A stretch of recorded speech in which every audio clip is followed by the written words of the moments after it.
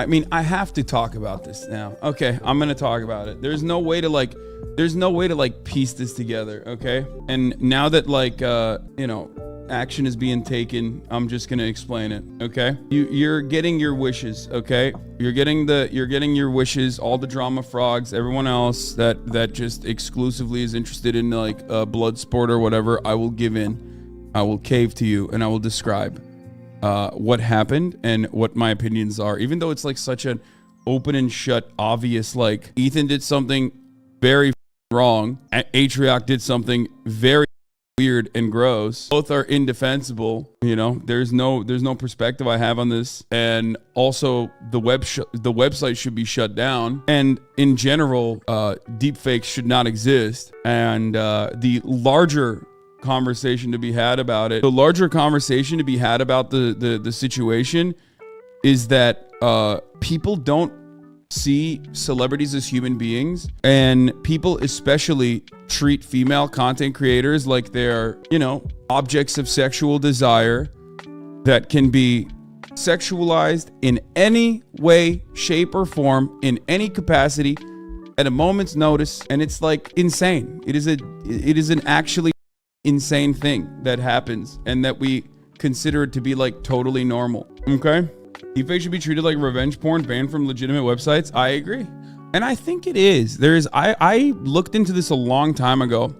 I looked into this a while back. I remember there was an old Wired article about websites refusing to take down deepfake pornography, and I believe it is actually not legal to make deepfake porn. I think that it's not legal in California. I think what you guys need to understand here, we're gonna start off at the story where it originated. Okay, Atrioc made a video on Marketing Mondays, huge marketing L for Marketing Mondays, where he basically did a Twitch stream with his wife as he apologized, crying for getting caught on one of his like tabs as he browsed like deepfake websites, deepfake porn websites that he was looking at, specifically of two content creators. Okay, now it's an insane thing. It's an insane story. Like, it's an insane thing to do, because like, you're not just like a random guy. You know these people. You know what I mean? These people are friends. The website has like a lot of the website, which is now taken down, which is why I have less of an issue talking about it at this point. Website's gone. All of the fake deepfake shit is taken down by the creator himself. But you know, Atrioc is ex-Twitch employee, worked at Nvidia, works with Ludwig, and knows all of these people, including like very closely knows some of the people impacted, like QT, who was on that website as well. And if you know anything about you know, female content creators in this space, you know that like this is one of the millions of different ways that they are harassed, hounded, and you know, violated regularly. It is degenerate. It's so degenerate to do. Okay, yeah, he's one of Ludwig's best friends. So QT made their wedding cake for exactly. So listen. The point is, all nitpick out of respect for QT, her likeness was on that site. Yeah, exactly. It's a deep fake. It's not real.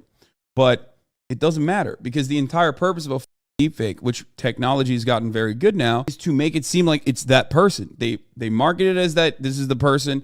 It's very up. Okay, so it's not consensual. And it's you know, it's very up. Some websites take action against it, and I believe if you like genuinely get like, if you hire a legal team or you know, like a cybersecurity operation, if you have like people with know-how, they will actually immediately take action against it to take it down. There are some laws that exist around deepfake porn, and I think that it's understandable to treat it exactly like revenge porn. Let's be real. The more deepfakes get better, the weirder it's going to get, for the record. For those of you who don't understand, this reality, it's like there is no difference between QTCinderella, Pokimane, Maya, anyone on the internet, and your mom, your sister, okay?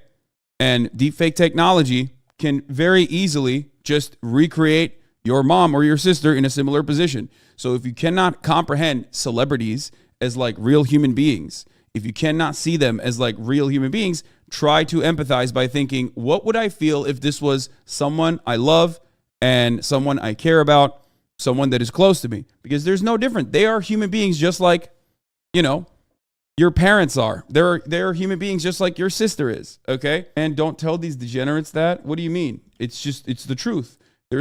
I think that a big part of the problem here with the way that people like approach this, okay?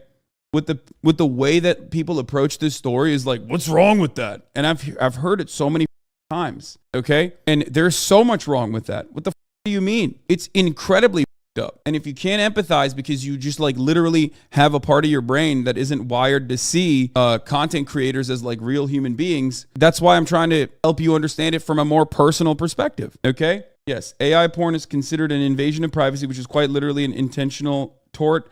These laws already exist. In situations, the placement of someone in a deep fake without their consent would be the type of conduct that's false light and invasion of privacy tort covers. There's no explicit law for AI porn, but make no mistake, it is still absolutely illegal. Yes, there isn't enough case law around it so far, but it will be built.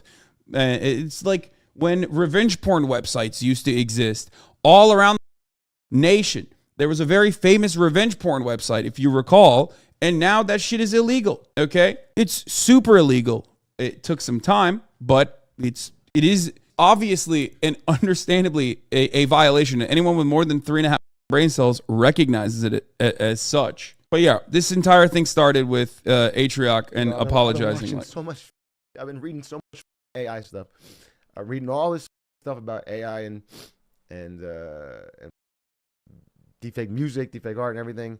And I'm in these discords, and I just feel so embarrassing to me. But I was on Pornhub, dude. I was on a regular ass normal fucking website, and there was an ad. There's an ad on every video for this.